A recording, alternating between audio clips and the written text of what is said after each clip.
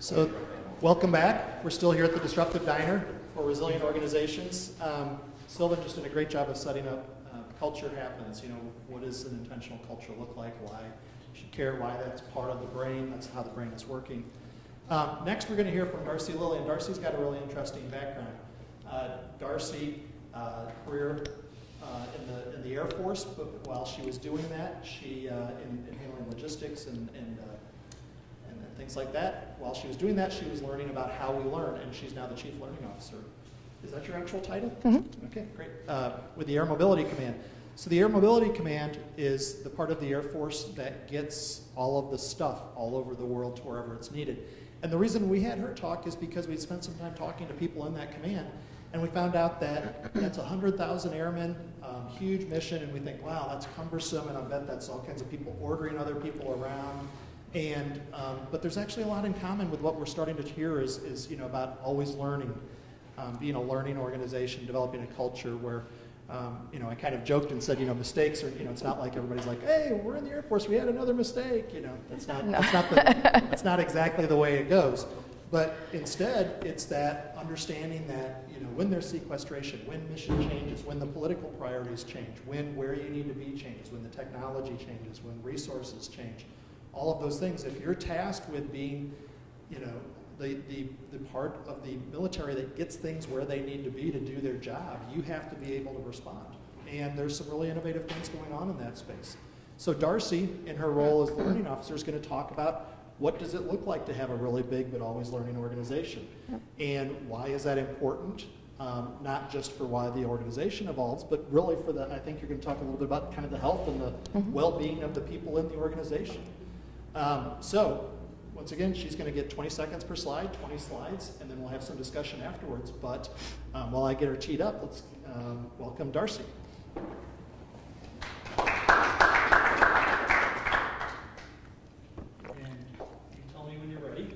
I'm ready.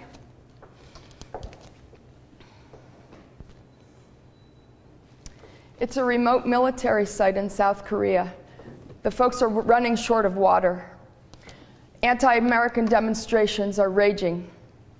I'm responsible for the water resupply. As a transportation officer, that's not my normal duty. But in a learning organization, you're expected to adapt and learn and continuously improve. Learning is critical. PCs now are small and powerful and much cheaper mobile devices. Wi-Fi is abundant everywhere. And computer programming used to be done by IT people, now it's done by everyone, all over the place. Information is coming at you faster and faster, and it's more complex. And people are expected to absorb it and retain it and make effective decisions on that information. Part of being a learning organization is taking those pockets of excellence and spreading them across the organization, whether you're big or whether you're small. So one of the keys is to treat adults like adults. Andragogy is the science of adult learning. Adults learn differently than children. They want to be respected. They want the material to be relevant. They want to be part of the process and contribute their experience. As we go forward, it's important to look at lifelong learning. You want to create a positive environment. You want to encourage self-directed learning. You also want to look at the benefits organizationally and individually for lifelong learning. Somebody learns something at home, they're going to bring it into the office. I would encourage you not to use a cookie-cutter approach to your learning, though. Different people have different learning styles. Some people learn by seeing, some by hearing, some by doing. Have you ever thought about what your learning style is? It might amaze you at the difference in your success. Learning technology is changing at a fast rate. There are some ways of using different tools and learning better and faster. But it's important that you take a look at what's out there, evaluate it, and use what makes sense for your organization. If you want to learn how to put speakers in your car, what do? You go to YouTube. We call that learning on demand. And that is when you're very motivated to learn, and so you're going to learn faster and you're going to learn better. Now we want to bring that into our organization. So as we look at flying training, we want to make sure that we're looking at the most cost-effective tool for the training event. And in the case of mobile devices, that would give us faster, better learning, and also cheaper when you look at the device. But there's all these tools out here. What are you supposed to do with all those tools? Well, it's your job to look at the tools from your organization and figure out how you can do the job most successfully and most safely. So as you go forward, what really matters? Well, we're talking about leadership. You're the one that creates the environment.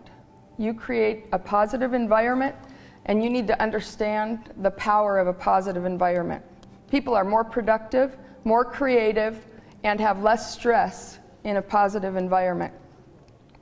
There was a Yale professor that did a study on positive and negative influence. He told the teams, you're responsible for deciding employee bonuses. He put a plant in each team. Some of them were very negative, some of them were very positive. The positive teams, every time, got their job done quicker and more fairly. So see, a single person really can make a difference. We're not going to get rid of bad stress, even in a positive environment, but your response to stress will make a difference in how you handle it. And that is under your control. Lieutenant Colonel David Grossman is a retired Army Ranger. He talks about stress and teaches at the FBI Academy. Talks about how your forebrain is normally in control of your actions day to day, but when you're under stress, your midbrain takes over and your training kicks in. So picture this.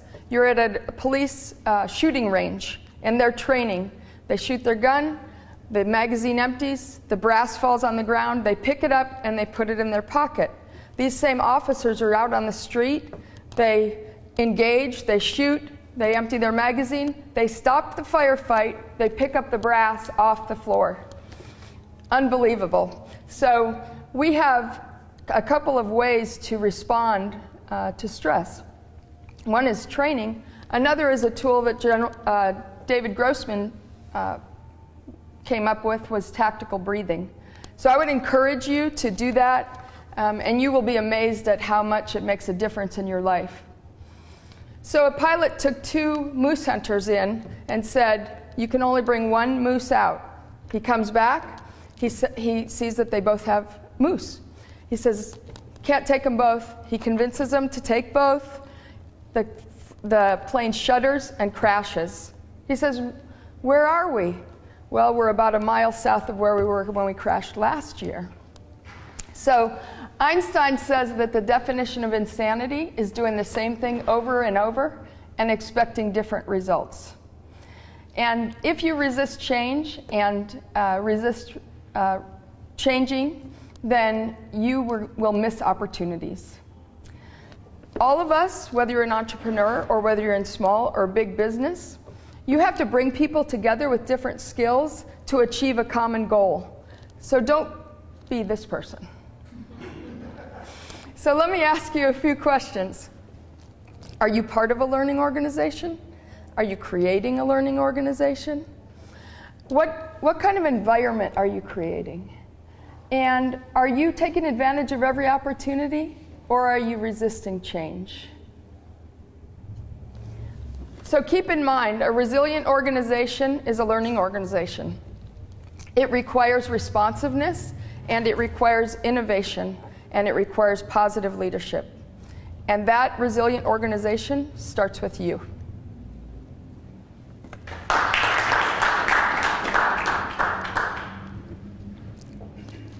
Thanks, Darcy.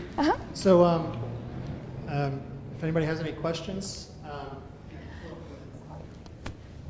Sure. So I really like that you encourage us not to take the cookie cutter approach to learning, acknowledging that people have different learning styles. This is something that's actually sort of burning within my mind lately. I learn very differently than other people, and it makes a huge difference if I know that I know what's best for me. Yeah. How do you do that in an organization for 100,000 people where you're trying to, how do you not take a cookie further approach with something that big, that magnitude. We can't always adapt every single thing, but that's why the mobile devices are so exciting, because if you think about it, you can do it as a visual learner, you can do it as an auditory learner, and if you're a hands-on learner, you can actually stop it, do the hands-on part, and then go back to it and restart it. Okay. So that applies to all the learning styles, which makes it really exciting. But I'm curious, in your role in the organization, what are the learning challenges? Is it like we need everybody to understand a procedure? Is it we need, I mean, do you really need everybody to be like, I want to understand today what my job is and I need to respond to it? Or do you need them to feel, you know, how structured do you need them to be in what they're doing, and how does learning work that way? It depends on the job. So when people come into the Air Force, they go through basic training. And at that point, we want them to be really structured because they're learning discipline and they're learning about the culture of the organization. Then they go to their assignments, and if they come to Air Mobility Command, they may be a pilot, or they may be in finance or personnel. I mean, there's just different functional areas. And so every one is a little bit different. But we try to give people a clear view of this is where the standards are, this is where compliance is critical, life and death sometimes.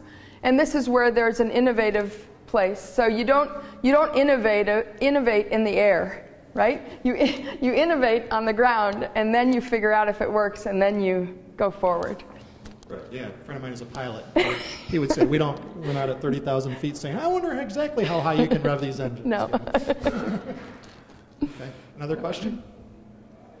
I think Stuart's got one, and then, but I think it's kind of interesting. We're actually going to go to, when we hear about a lean startup and what's going on in that space, David's going to talk a little bit about mobile and how that fits into, that's actually their product. And I think it's kind of interesting.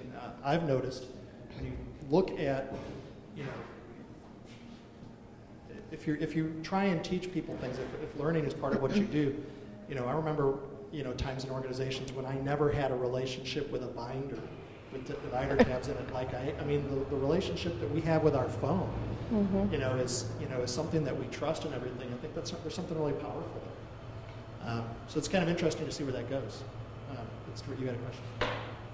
Yes, we've run into this with different organizations, the struggle between function and process of what we need to do, and these are the set things, and as the bigger the organization gets, the more that brick and mortar of what that needs to be. And then you have the adaptability component of, I assume what you're talking about is this learning component. How do we, and then you said innovation. So I was curious how you get that innovation component across those organizations so that, I mean, is that innovation group tasked to be listening across all those divisions that are doing the brick and mortar functions?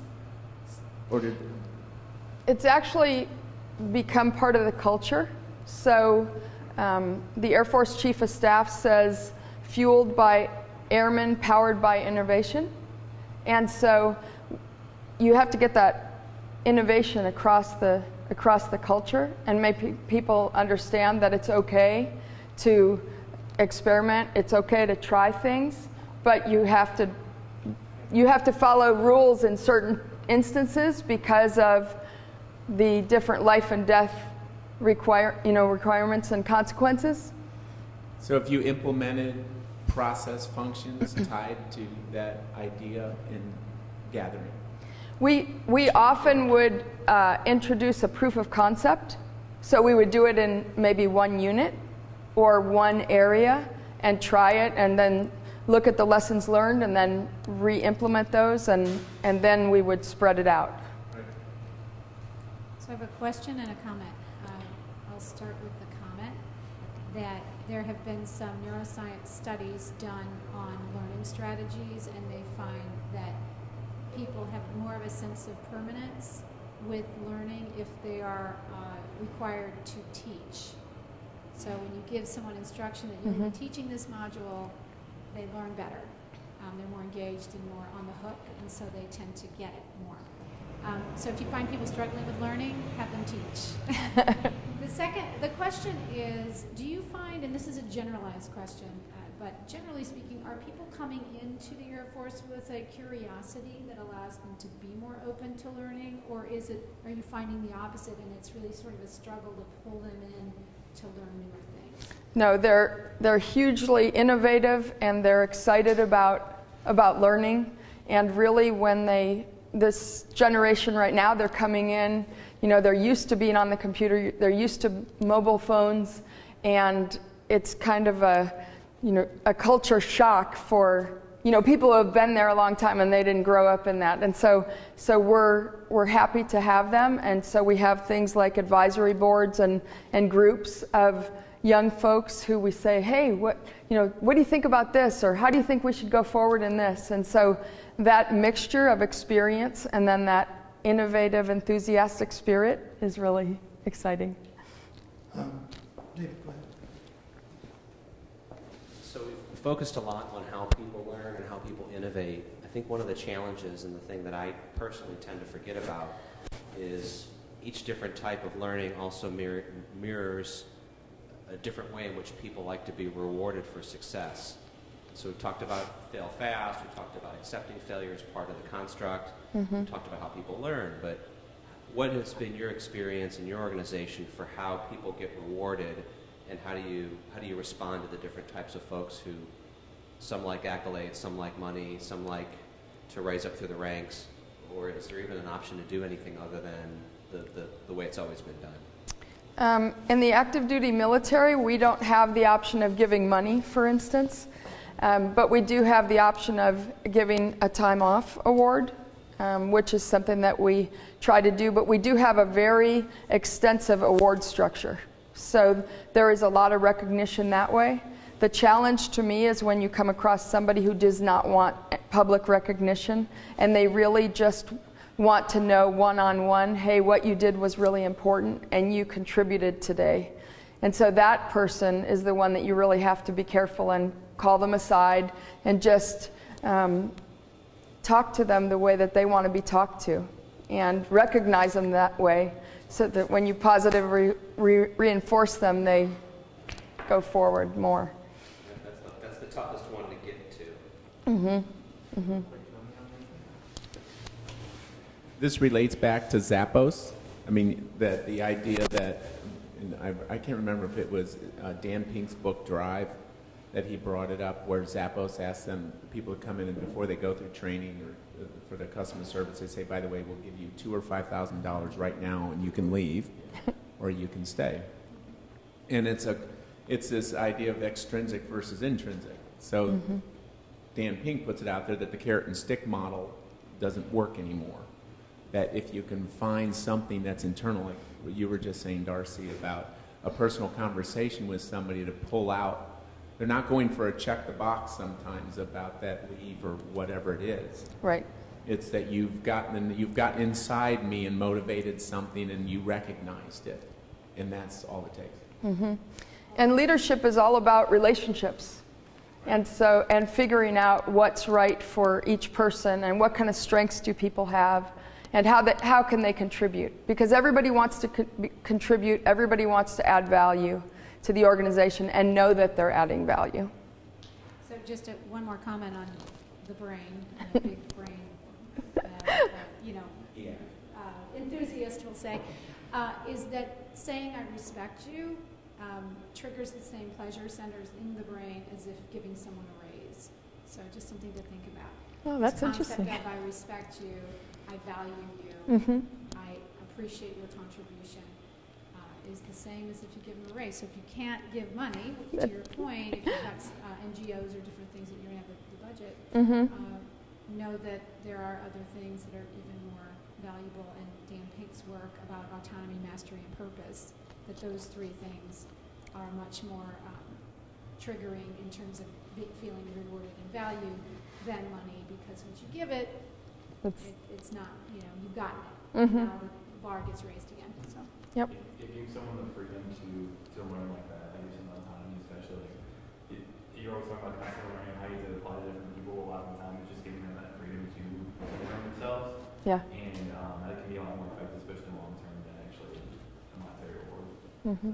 So we're going to take a break. This is a great discussion. But, one thing I'm hearing is it's like, so we want people to have autonomy. We want them to find their own way in this. We want them to, feel free to, it's okay to make mistakes. But we have this larger scale. We have this larger structure because, we've scaled these organizations up, so we can't be there. This is not a one-to-one relationship with leadership and the frontline people all the time. So we're going to talk about the next speaker is going to come up and talk about that very early stage when you have that opportunity to what is our culture, what are our behaviors, what are we doing, what are we learning, and how do we turn that into something that we can grow and scale and add resources to and make it a larger organization. So this is going to be exciting. Yep. Thank you very much. Thank you.